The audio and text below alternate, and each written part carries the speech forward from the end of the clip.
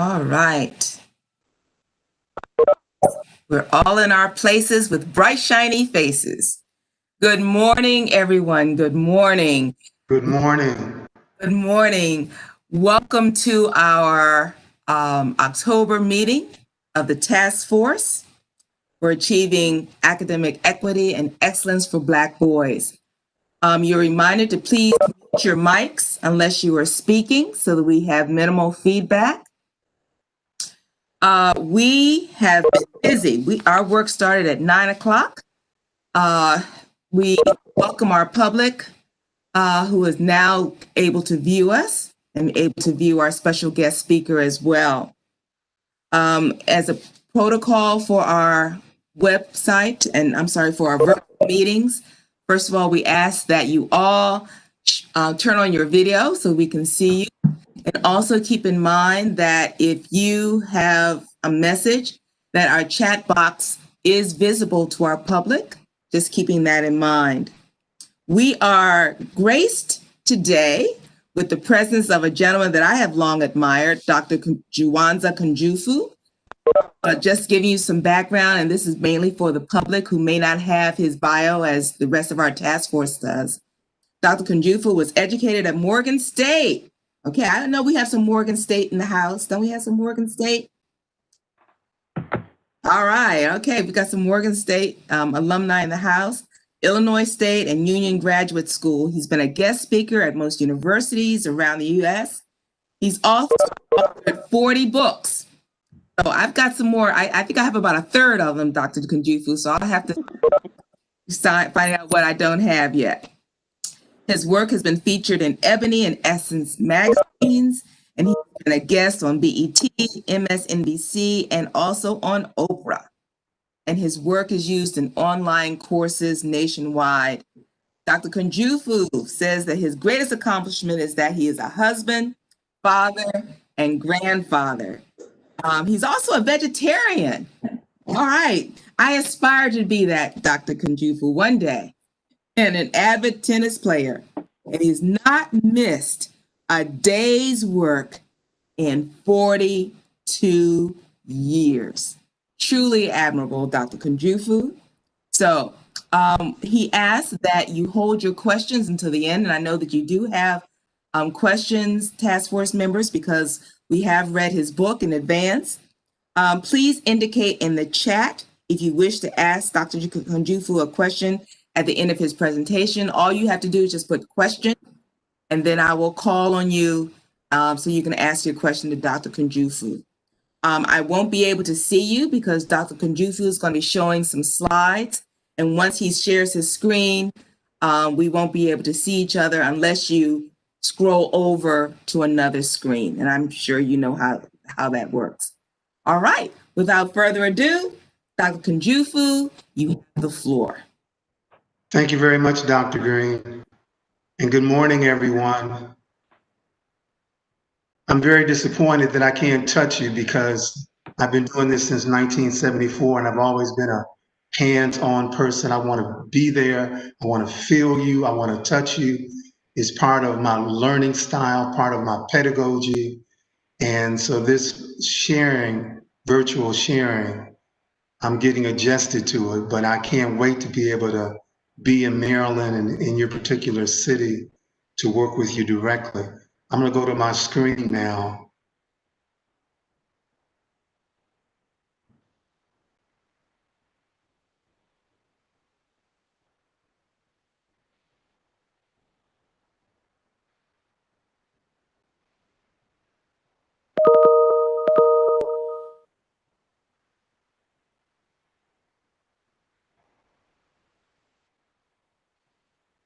My late mentor was Dr. Barbara Sizemore. And when I started my career in 1974, she gave me this theoretical paradigm that I'm still using 46 years later.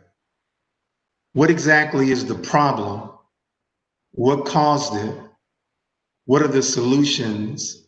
And last but not least, implementation. Now, I love Dr. Greene dearly, and I thought she was my friend, but I'm having to condense a 3-day workshop into 45 minutes plus a Q&A. So I've been praying about this with regards to how do you do this in 45 minutes. So I'm going to emphasize more of the solutions than the problems and causes. But I can't wait to be physically in your state so I can get my 3 days back and work with your staff in more detail. As it relates to the problems, if you can just look at this particular screen, these are just some of the problems that Black and Hispanic males are experiencing. If we had more time, I would look at them and speak about each one of them. But at this point, I just want you to look at the screen and think about some of the problems that you see and what comes to your mind and what do you think causes it and what are the solutions to these problems. I'm sure this is the driving force for the Maryland Task Force with regards to some of these problems. Later on, we'll look at this first one. Only 12% of 8th grade African American males are proficient in reading. In the richest country in the world, this is a disgrace. Illiteracy is the precursor for incarceration. If we teach Black boys how to read, we have a 90% chance of keeping them out of prison.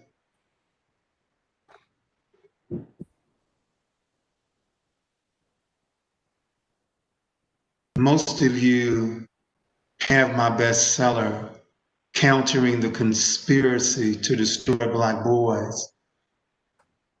When I wrote this book, we were primarily looking at 3 grades, kindergarten, 4th grade, and 9th grade. This is a homework assignment. How can you explain a Black boy scoring at the 98th percentile on the Maryland state exam in reading, and this same boy 5 years later dropping to the 35th percentile, from 92 to 24, from 63 to 4? Give me 5 reasons to explain the 4th grade syndrome.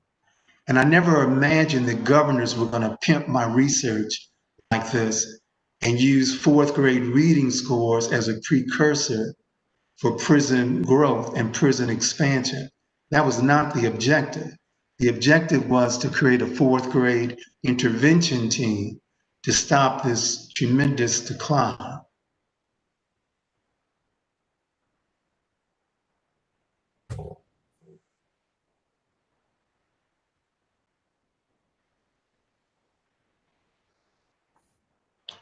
Is your school in gender compliance? What percent of your students are African American male? Let's say, for example, that we're in Baltimore and 90% of the students, let's say, are African American, so 45% would be African American male. So we're looking for that same percent for special ed, for retention, for remedial reading, for suspension, for the dropout rate, for male teachers, for gifted and talented, and AP. So another homework assignment, what percent of your students are African American male? Percentage the same for special ed, retention, remedial reading and math, suspension, the dropout rate, male teachers, gifted and talented, and AP. I think you know the answers are we are not in compliance. Now, my mentor, Dr. Sizemore, told me, never give a group your solutions until you ascertain from the group what they felt caused the problem. For example, when I work with school districts nationwide, they bring me in because their white and Asian students are scoring approximately at the 75 percentile. And their African American and Latino students are scoring around the 35 percentile. So my question to them before I give my solutions, what do they feel was the major reason for the racial academic achievement gap? And the majority of staff members, not in Maryland, but in Pennsylvania, in New York, in Massachusetts, and other parts of the country, they give the column to my left. It's race, it's the income of the parents, the number of parents, the educational background of the parent, parental involvement, and funding. Now notice these causes, they have no control over. They can't change the race, the income, the number of parents, the educational background, their involvement, or state or national funding. And that's very convenient for people who want to blame external factors. Now, because we have a very distinguished group of panelists here, I'm sure you believe that the causes are more to the right. School culture, principal quality, teacher expectation, classroom management, pedagogy, curriculum, time on task, values, special education, suspension, tracking, summer, test usage, gender differences, bonding, and teacher demographics. And I regret that I'm rushing through this because each of these gaps or causes is an hour presentation in and of itself, but I'm rushing to get to the solutions. I mentioned earlier there are 3 critical grades: kindergarten, 4th grade, and 9th grade. If you want to see God at his best, look at our boys in kindergarten. This problem is not genetic. Our boys are at their best in kindergarten. They sit in the front of the class, they're eager, they're curious, they're on task, they love learning. If you want to see Satan at his best, look at our boys in 9th grade. Black boys in Maryland are not dropping out in the 11th or 12th grade, they're dropping out in 9th grade. And I believe the grade in the middle is the most important, and that's 4th grade. We could spend a whole day on kindergarten, 4th grade, and 9th grade. The second one, schools without Black males. There are buildings where I go into, and there's not one Black male in the building. And if a Black male is in the building, I'm going to wager he's a custodian first, a security guard second, a PE teacher third, an administrator fourth, a high school teacher fifth, junior high sixth, and you can count in Maryland the number of primary grade teachers that are African American male. Is the future of Black male students in the hands of white female teachers? I used to spend, before the pandemic, almost 3 days a week, primarily working with white female teachers. Since 1954, Brown versus Topeka, there's been a 66% decline in African American teachers. Now, these are just some of the issues that are affecting African American males, and we'll go through them very fast. The male ego, wish I could stay there longer. Class clown, showdown, the dozens, code switching, relational learner, or oral learner, tactile learner, kinesthetic learner, schools and classroom masculinity and decor, loss of childhood innocence, school esteem versus self-esteem, being smart is attributed with being white and feminine, cool pose, energy level, aggressive or assertive, impact of hip hop culture, homework and classroom participation, organization and timing, and Detroit Red. Can I have a female beside Dr. Simpson and Dr. Greene? Can you tell me who was Detroit Red? Malcolm X. Malcolm X. I could have a whole workshop on the development between Malcolm Little, a brilliant 8th grade honor roll student who was destroyed by an 8th grade teacher, Mr. Swastika, whose words converted a Malcolm Little, an honor roll student, to Detroit Red. It was in prison where he was finally taught Afrocentricity. Let me park there a moment. The rumor is you have to go to jail to learn your history and your culture. My latest book is titled COVID 1619. If you think that COVID-19 is deadly, COVID 1619 is worse. It's longer, more systemic, and you're going to need more than a mask to prevent being affected by COVID 1619. So from Malcolm Little to Detroit Red, in prison he was converted to Malcolm X, and on his own he became El-Haj Malik El-Shabazz. Again, we could have a whole workshop just on the development of Malcolm Little. Obsession with respect, playing the race card, mother's overprotection. I would love to work with some of your parents who have sons, because if you've heard any of my workshops, I talk frequently about some mothers raise their daughters and love their sons. For homework, what are the classroom implications of educating a mama's boy? And then the last issue here is fatherlessness. Rumor has it in 1920, 90% of Black youth had their fathers in the home. In 1960, 80% of Black youth had their fathers in the home. Now the media tells us in 2020, only 28% of Black youth have their fathers actively involved in their children's lives. Is that true? Another homework assignment. Since you didn't give me 3 days, Dr. Greene, I'm giving lots of homework. For homework, is it really 61%? Is it 28%? What percent of Black youth have their fathers actively involved in their children's lives?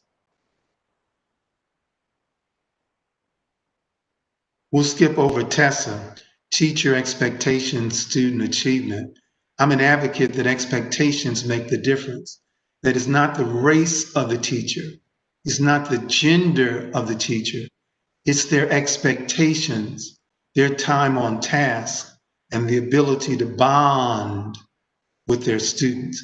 And I like that because I don't see anywhere on the horizon anytime soon that we're going to increase the 2% of African-American male teachers, nor decrease the 83% white female teachers. And I'm doing everything I possibly can to empower white female teachers to make a difference. And one of those elements is increasing their expectations. Now, here we're looking at gender differences. And again, this is a day's workshop. Boys and girls are different. And many teachers in college were never given a workshop on male learning styles. If you know that boys have a shorter attention span, what should you do differently with your lesson plan? If you know that boys have a higher energy level, what should you allow more of in the classroom?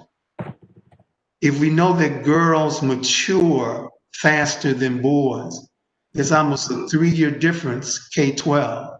And my wife says we never catch up, but definitely not K-12. What are the classroom implications for a slower maturation rate? Should we expect boys to learn how to read at the same time as we expect girls to read? Boys are less developed in terms of fine motor skills, less hearing ability, more aggressive, not as neat, less cooperative, influenced more by their peer group, less developed in verbal skills, less developed in timing and organizing tasks. Again, I regret this is a day's workshop in and of itself with regards to gender differences.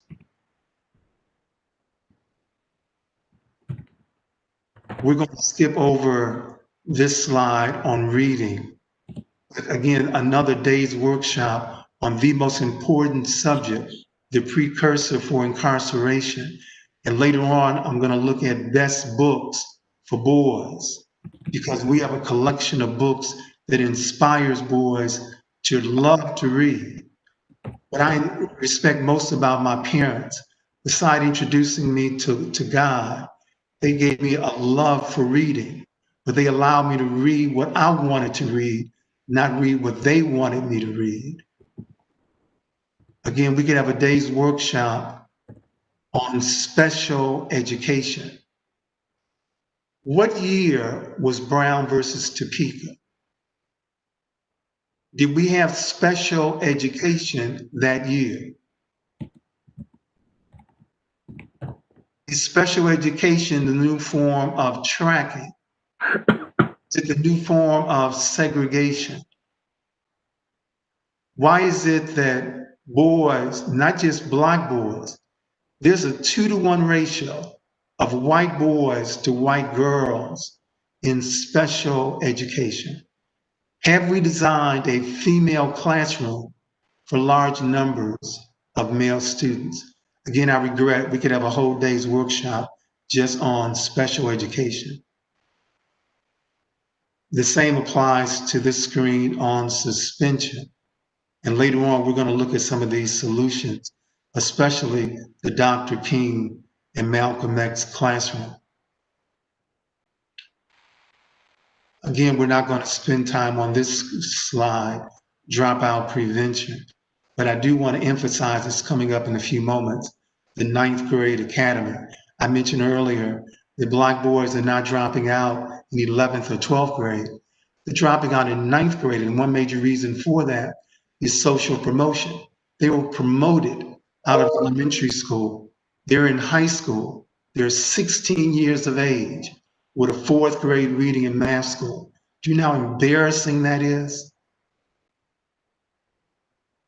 All right, so without any further ado, now I will begin the workshop. It's 7:22 my time, so I guess we have about 23 minutes before we go to the Q&A. I believe the principal is the instructional leader, and we have a full day's workshop just on principal development. There are 2 types of principals, as you know, Dr. Greene. We have the CEO that loves their office, and they spend the bulk of their time in their office pushing papers. But in high achieving schools, the principal is the instructional leader. And during the school day, they're walking the corridors, they're visiting classrooms, and they're monitoring teachers. Again, I'm rushing this. Let me move on to, in a high achieving school, another solution, a no excuse culture. They don't blame parental background, parental education, the number of parents. In high achieving schools, the teacher's lounge is an empowering place for teachers. In low achieving schools, the most negative room in the school is the teacher's lounge. In high achieving schools, they have a mission statement. And the mission statement we're promoting nationwide is this one. If the student has not learned, then the teacher has not taught. If the student has not learned, then the teacher has not taught. Until teachers buy into this mission statement, take ownership of the outcome of their students, we will continue to have this problem. The next solution is mandatory in-service training. Nothing hurts me more than to fly from Arizona to Maryland and the ineffective principal, the CEO of the building, has made the staff meeting voluntary. If the meeting is voluntary, I'm primarily speaking to the best staff members in the school. In order for us to change the culture of the school, the meeting needs to be mandatory. We also are recommending restorative justice. And if I had time, I would elaborate on these initials: unity, criticism, unity. We have found that the peer group, the children respect justice coming more from their peer group than they do from teachers. And we have found the peer group is harder on themselves than we are. At another time, we'll come back and look at it in more detail. Kozbach, I understand you had my friend Dr. Ron Walker and his staff with you recently. He gave an excellent presentation. Let's give it up. Let's give kudos to Kosbach. My next solution is looping. Until we have more master teachers, I'm recommending that we loop with a master teacher. We have found research, Dr. Greene, 2 consecutive years of an ineffective teacher could destroy a child for life. But the reverse of that, 2 consecutive years of a master teacher could produce a scholar. The next solution, serial teaching. Rather than the same teacher in looping, a serial teaching concept is where it's the same type of teacher, where we go from a 3rd grade master teacher, Mrs. Jones, to a 4th grade master teacher, Mr. Peterson. Same type of teacher, just a different teacher, same concept. The next solution is teacher collaboration.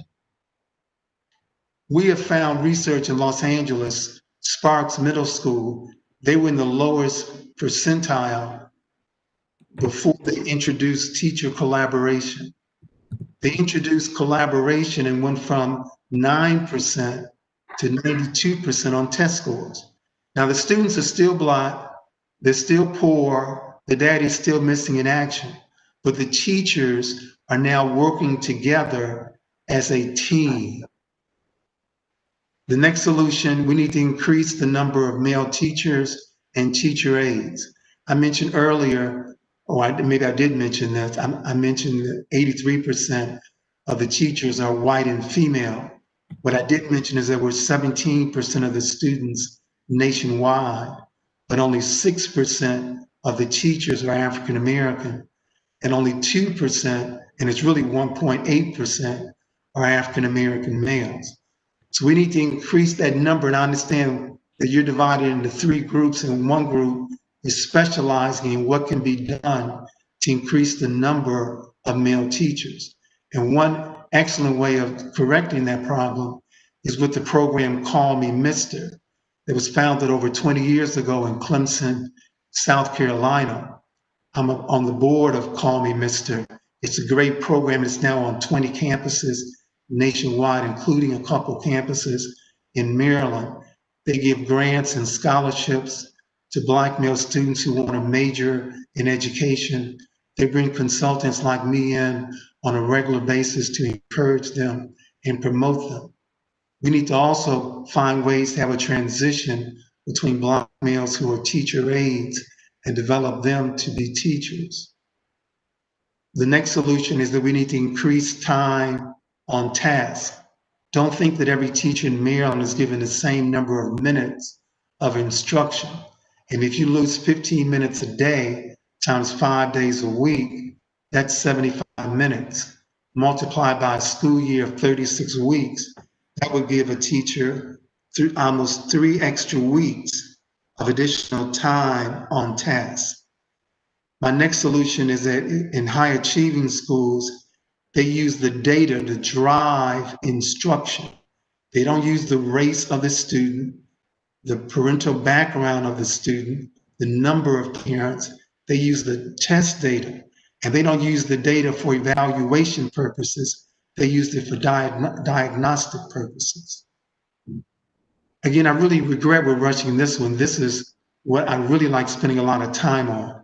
There are 6 types of educators in Maryland: custodians, referral agents, missionaries, instructors, master teachers, and coaches.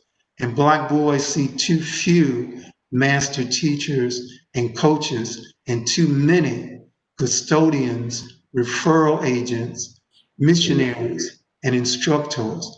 In terms of referral agents, research shows 20% of the teachers are making 80% of the referrals to special education and suspension. The problem may not be with Willie. It may be with Miss Ann, the referral agent. For homework, if any of you are actually still involved in schools, I'd like for you to write down the names of the staff persons who are custodians, referral agents, missionaries, instructors, master teachers, and coaches.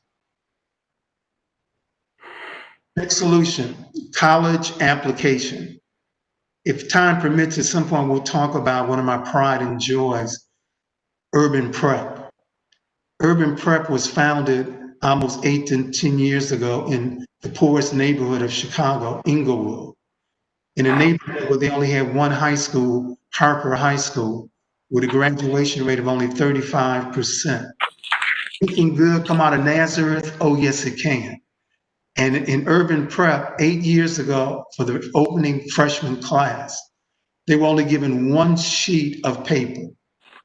It's a college application. We were making a statement.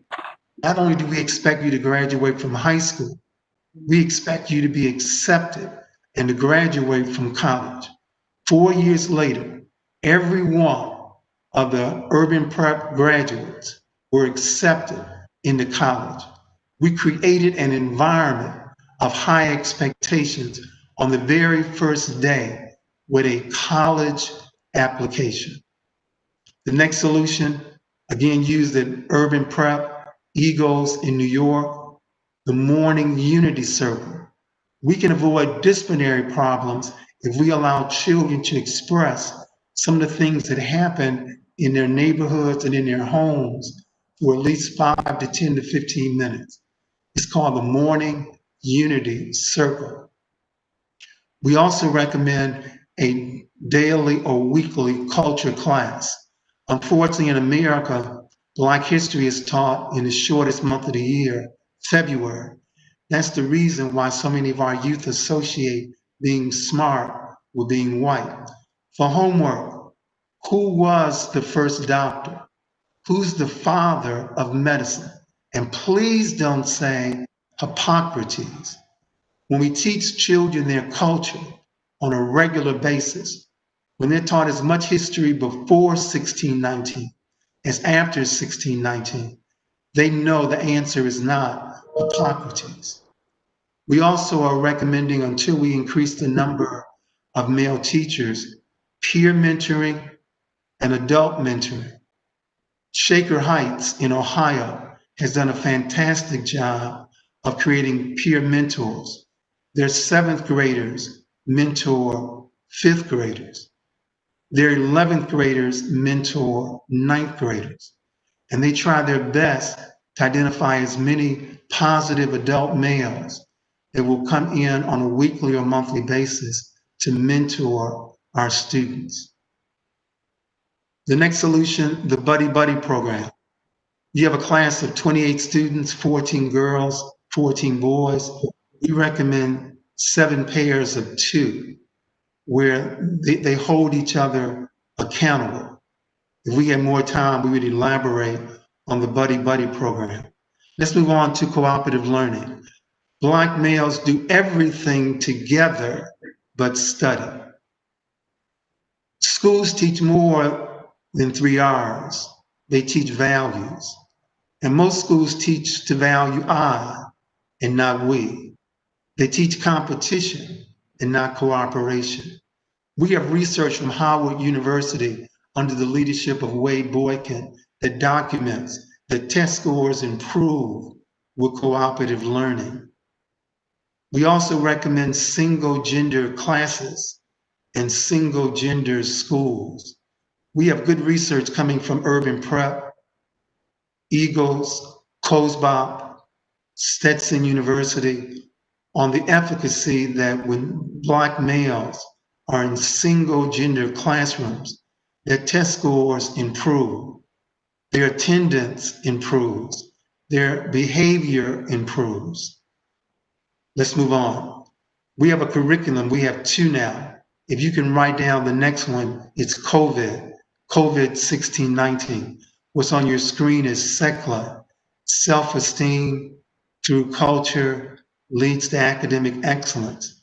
We recommend that all schools in Maryland use our curriculums, SECLA and COVID-19. The Dr. King classroom. It is amazing, Dr. King, they love you now in 2020, especially in light of Black Lives Matter. But they hated you when you were alive in the 1960s. If America really wants to appreciate Dr. King, we need to show boys how to resolve conflict through nonviolence. That was what Dr. King stood for. And Black Lives Matter could learn greatly from the nonviolence movement of Dr. King. Now, we never want to separate King from Malcolm. The media loves separating our leaders when they had so many similarities. So if we're going to have a Dr. King class, we also recommend the Malcolm X class. We'll use this for in-house suspension, very similar to Scared Straight, and the evolution of Malcolm Little to Detroit Red to Malcolm X to Al-Haj Malik al-Shabazz. The next one is rites of passage. And Kozbach gave very good information on rites of passage. There's also the National Institute of Rites of Passage, directed by Paul Hill out of Cleveland, Ohio. We recommend this program be used either before school, during the school day, or after school. This is followed by the fourth grade intervention team. Any boy whose scores are declining after third or fourth grade, we have an intervention team of psychologists, social workers, counselors, male mentors that will intervene on the boy's behalf. We also recommend an increase of right brain lesson plans. Most teachers, especially from the fourth grade on, use a left brain pedagogy. Boys don't change their learning style as they matriculate from one grade to another. If they were a right brain thinker in first grade, they're a right brain thinker in eighth grade. But most instructors use a left brain pedagogy with right brain thinkers. I was taught you don't teach the way you want to teach. You teach the way your children learn. And children, especially boys, African American males, have different learning styles. We could reduce special ed placement if we simply had PE offered on a daily basis. We could reduce obesity and being overweight with PE on a daily basis. We could improve attention span and test scores with PE on a daily basis. Most schools at best offer PE twice a week. We also recommend, because a large number of our students are kinesthetic learners, allow more movement.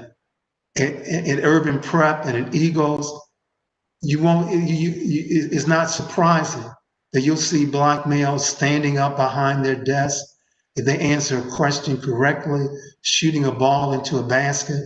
We want more movement, more activity in the classroom. It is very difficult to sit still from 9 o'clock to 3 in a classroom. I challenge the adults listening to morning to sit still from 9 to 3 and stay focused. Seclay posters. Most classrooms tell the story. I can walk into a school and in a classroom, and in 3 to 5 minutes, I can tell you the outcome of the students. And one of the ways I do that are the posters, the decorations in the classroom. Here it is, we have a school 50% male, 50% African American, and literally an all-white feminine bulletin board. We want the classroom posters to be Afrocentric. We also want them to be masculine. I mentioned on the screen on reading, best books for boys. We have a collection of books based on grade levels, 20 books for each grade, kindergarten through high school, that we have researched that inspire boys to read. I believe that there's no greater gift we could give boys than the love for reading. Many boys could literally graduate from high school and never found a love for reading. If we had more time, we would develop that point. 7:39, we have 6 minutes left. We need to encourage boys to become entrepreneurs. The Black boys can sell crack, they can sell Cisco, Microsoft, IBM, and any other product. For homework, what is Rule 72? White boys know Rule 72. Has something to do with the stock market. My recommendation, Dr. Greene, is that in Maryland, a Black boy cannot graduate from high school until he developed a business plan, a perfect hybrid between language arts and mathematics. We have found good research with chess. It improves their GPA, and it also improves their attention span. We also recommend teaching boys how to debate. And it's unfortunate in our presidential and vice presidential debates, they have been anything but presidential. They remind me of third graders. We need to teach Black boys the art of debate. We're also recommending evening, Saturday, and Sunday and summer academies. We also recommend that our boys visit the house.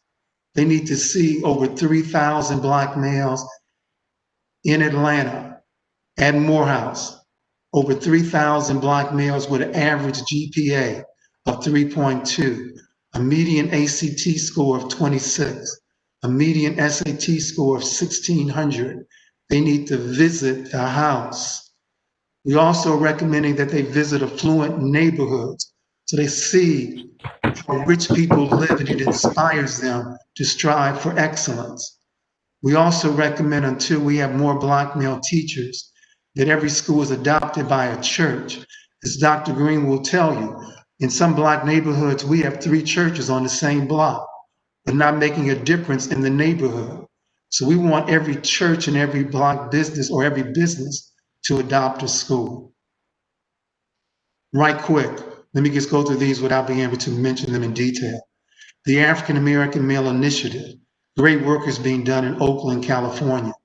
We recommend that every classroom lower the thermostat to 69 degrees, standing at a desk, shooting a basket, understand relational learners, the pre-referral intervention team, utilizing rap lyrics, the freshman academy, and monthly convocations.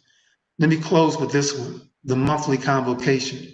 HBCUs only have they only have 12% of the students, but they produce over 24% of the graduates. And if an African-American student has a master's or a PhD, over 60% of them were undergraduates at an HBCU.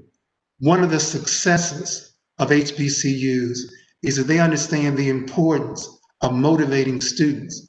So on a monthly basis, they have a convocation, an assembly. Can you imagine Dr. King and Morehouse? Benjamin Mays felt even Dr. King, at 19 years of age, needed motivation, needed a monthly assembly program, needed a motivational speaker to come to their school. Now, if colleges feel a need for their 18 to 25-year-old students to be motivated, then surely our kindergarten to 12th grade students need a monthly convocation. Well, that's it for my PowerPoint presentation. I'm now going to open it up to the floor. Again, I apologize that we rushed this greatly. Dr. Kunjufu, I'm sure my colleagues would agree. This has been outstanding. Outstanding. Thank you. All right, you have some questions. First of all, Mr. Jones, could you ask one of your questions?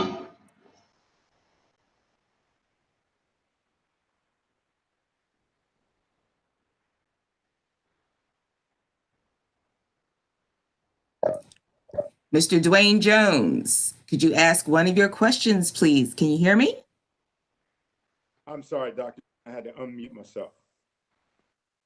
Good to see you, Dwayne. And I saw when I first started my presentation, one of your questions was when I mentioned a classroom of 20 students, Right. with a master teacher and looping them for several years. If I recall correctly, you wanted to know what criterion we use for the selection of those 20 students. Yes. Was that one of your questions? Yes, sir. Okay, we're flexible in that. It would be ideal if they were the quote unquote in the top quartile of the class. But what I've been recommending in my workshops nationwide is that we're challenging principals. Give us your 20 most challenging fourth grade male students and give them to us for 4 consecutive years for 5th, 6th, 7th, and 8th grade with teachers like you, Dwayne. So can you imagine if we had 20 of our most challenging students and they had you for 5th and 6th grade, and then they had Phil Johnson for 7th and 8th grade? We're going to see a tremendous increase in test scores. And this would set to rest this notion that because they're Black and male and fatherless, that the children are broke. No, the children were never broke. The problem was they were never given master teachers and coaches for consecutive years.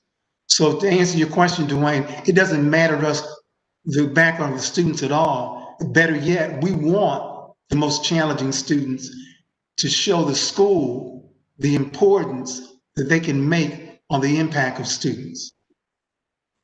Okay. Thank you. Thank you. Mr. Keep up Jones. the work. Mr. Conway, you had a question?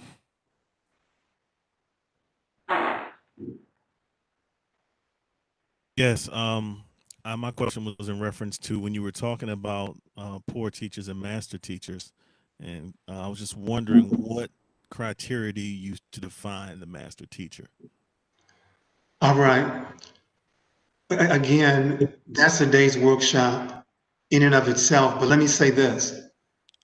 A custodian, well, I don't know how to answer this question in 2 minutes. But let me say that a master teacher understands the importance, like an instructor. They understand their subject matter. They understand, like a master teacher, the importance of a congruence between pedagogy and learning styles. They also understand, like a coach, you can't teach a child you have not bonded with. You can't teach a child that you do not respect, that you do not like, that you don't understand their culture. A master teacher, Hampton, gives greater time on task. They don't lose 15 minutes in the course of a school day. They're at their best during the school day, and they try everything possible to avoid losing minutes. If you read my book, Black Students, Middle Class Teachers, there's nothing wrong with Black students and understanding Black male learning styles. There's more answers in those 3 books. I apologize, Conway. Thanks for the question. No problem. Thank you for it. Can I follow it up with another question? Of course you can. You can, I guess, if Dr. Greene says yes. Absolutely, go right ahead. So along those lines, I guess I'm wondering, I'm thinking about the administrators who don't necessarily know what to look for and how you go about making, and you might have, I'm sure your book contains some of it. So even though I'm thinking about how to define it, how do you go about making sure administrators, if they're the ones responsible for pointing out those people and choosing those people and making those decisions, how do you get administrators? Because if you ask different administrators, you're going to get different answers. So now, see, Conway, I thought you and I were friends. Why are you asking me questions that require a day's worth of answers? Now, in our workshop for principals, we use the research from the Wallace Foundation. We have found, Conway, the most important factor in the school is the principal. And the research shows a principal can improve test scores by over 20%. Now, the challenge, as you know, Conway, it is very difficult, if not impossible, to have a high achieving school with an ineffective, incompetent, principal. You can't change the culture of the school if the principal is ineffective.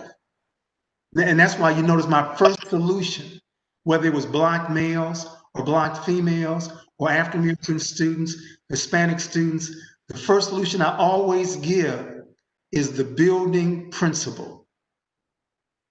Now, with 10 minutes left, any other questions from this distinguished panel beside Conway? Mr. Jones had some additional questions. Wait a minute, hold on. To the females, why are the males dominating this Q&A? Before we continue, I've been criticized so many times that much of my research has looked at the males. So Dr. Greene, my two latest books are for the females. One is titled Educating Black Girls, and the other one is titled Raising Black Girls. For homework, listen, I want you to write this down. For homework, Black males score 16.7 on the ACT. Black females only score 17.1 on the ACT. But there are over 1 million more Black females in college than there are Black males. How can 3/10 from 16.7, I'm sorry, 4/10 from 16.7 to 17.1, how can that explain over 1 million more Black females in college? That's a homework assignment. Now, my email address, because I gave you about 7 questions. My email address, I'm serious about this now. The nerve of you waking me up at 5:30 in the morning, Arizona time, for this workshop. You all could have had this workshop at 2 o'clock in the afternoon. I thought you all loved me. So my email address is jawanza@africanamerican.images.com. I expect to see those homework answers on my desk in my email box by tomorrow morning, 5:30 Pacific Standard Time. Next question with 8 minutes left. Mr. Williams had a question.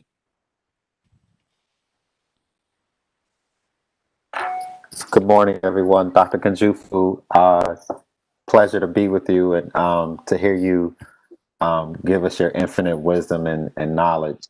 My question is regarding, because I've read several of your books and in reading Changing School Culture for Black Boys, you in the first chapter talk about this notion of white affluent families having their boys school age 6.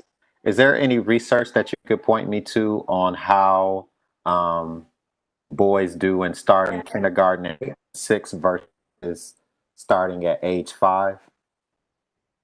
Well, first of all, it's good to hear your voice, Desmond. You're a brilliant educator. You've been consistent for years. Thank you, sir. In the book Changing School Culture, there should be a reference to that. In Europe, they've been a strong advocate of single gender classrooms and schools, and their primary reason is that they acknowledge that there's a maturation difference. And as you pointed out, Desmond, white females want to give their boys the edge. So they will allow their 5-year-old girl to start kindergarten, but they will delay the entrance of their 5-year-old boy into kindergarten until age 6. They don't have any problems with their 6-year-old boy being in a classroom with 5-year-old children because they want to make sure that their sons are not being unfairly compared to students who mature at a faster level. So there's good research coming out of Europe, out of private schools in America that have also done this for years, and also affluent neighborhoods. So please look at that book, Changing School Culture, for the reference. If not, I'll send you an additional reference or footnote to add on to that. Okay, thank you for that. 6 minutes left. Dr. Kunjufu, what do you say to, unfortunately, naysayers who say boys learn differently than girls? What do you say to the naysayers? Well, that again that's almost a week's worth of answers. You all, I understand, heard the research from Leonard Sachs, and he documented, and his research showed, regardless of the race of the students, there were twice as many females in AP, gifted and talented honors classes than there were male students. And the research worsens if you look at the trends. If you compare white females to black males and their reading scores, their AP scores, their percentage of gifted and talented, it's not even close. When I mentioned the screens that I showed on gender differences, and I mentioned, for example, we know that boys have a higher energy level. I don't think any educator, especially white females, would disagree. Boys, regardless of race, bring a higher energy level to the classroom. The solution is not special ed. The solution is not Ritalin. The solution is not making boys sit still. It's allowing more of a tactile, kinesthetic pedagogy. And it is amazing to me how we don't have a problem with single gender classes if we call them remedial reading, if we call them special ed. But let us be proactive and create a single gender classroom before the problem starts. Then we're considered racist and sexist. And by the way, as you know, Dr. Greene, when I recommended in 1978 single gender classrooms in schools, the two groups that gave me the greatest hell were the ACLU and the feminists, the NOW organization. But over the years, we've had an increase in the number of single gender classrooms in schools.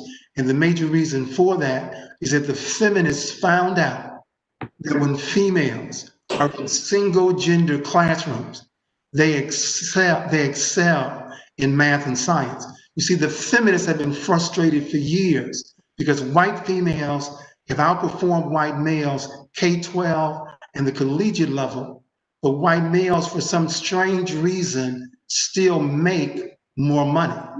And that's driven by STEM. So my research and my career has been helped by the feminists being in support of single gender classrooms in schools. We have time for one more question before I have to move to another meeting. Dr. Kunjufu, can I ask just a quick question? No, Dwayne, the last question needs to be asked by a female, because I also believe as a teacher that you need to make sure that all of your students are involved in the classroom. We cannot allow 4 males to take over this presentation. I got you. Okay, I respect that. One of your lady colleagues. No, Dr. Greene, we need someone outside of you. We need another one of your lady, outside you or Dr. Simpson. one of your lady colleagues will ask your question, Mr. Jones. All right.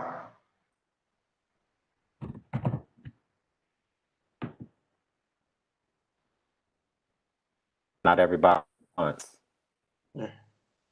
Come on, Mrs. Roberts, ask one of Mr. Jones's questions. You see it in the chat box? I have a question. I'm wondering, this is Andrea Kane. Andrea, So good to see you. Dr. Kunjufu, have been following you for a long, long time. I wonder if you could just spend a couple of minutes, I know you have to get ready to leave, but expanding on the notion of what happens or the implications of mama's boys, and I'm using the word, in classrooms. I know that's probably a day long. I know that's a day long. Why don't you ask me another question that would take years to answer? We want to come back to Maryland and talk with your parents, but let me say this in closing. How long can your son stay in your house? There's nothing worse than a 40-year-old boy still at home with his mom. There are mothers who told their 9-year-old boy, "You are the man of the house." And boys believe that. They believe they're the man. And there's a power play going on, Andrea, between Black boys and female teachers. We call it the showdown. The power play on who's going to control the class. Because boys believe they're in charge of the house and the classroom because their mothers lied to them. A 9-year-old boy is not a man. We've enjoyed you, everyone. Keep up the good work. Hope to see you soon. Dr. Kunjufu, thank you, thank you, thank you. Thank you, thank you, thank you. And we must have you back to Maryland for that 3-day workshop that you were talking about. I mean, this has been awesome. Thank you and enjoy Thank you. All right. At this time, oh my, that's just, whew, my heart is just full. Whew. At this time, we're going to reconvene in your study groups. Please keep the conversation going. I've got 5 pages of solutions that Dr. Kunjufu has given us. Let's see if we could use some of those for our recommendations. Thank you, everyone, and I'll see you in November when we'll have presentations from Dr. Johnson and also Dr. Howard. And I failed to recognize some of our guests that we have. We have Ms. Crystal Chambers, the principal at Centerville Middle School in Queen Anne's County, Dr. Keynes County.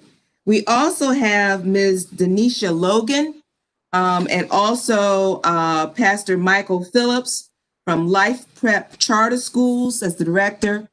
We have Dr. Getty, our school board member as well. So Thank you. thank you for being here, Dr. Getty. Wasn't that good? We have to take it back to our colleagues on the board. All right. Thank you, everyone. See you next month. Take care.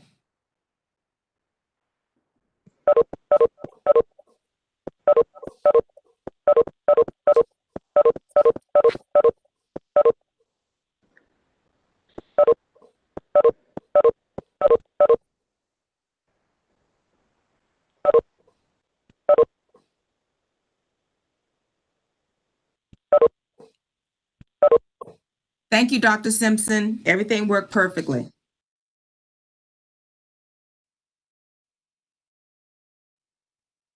Sorry, I was muted. Great. All right. Are you gonna go back into study? Well, just give me a call if you need anything or send me an email. I'm going to go visit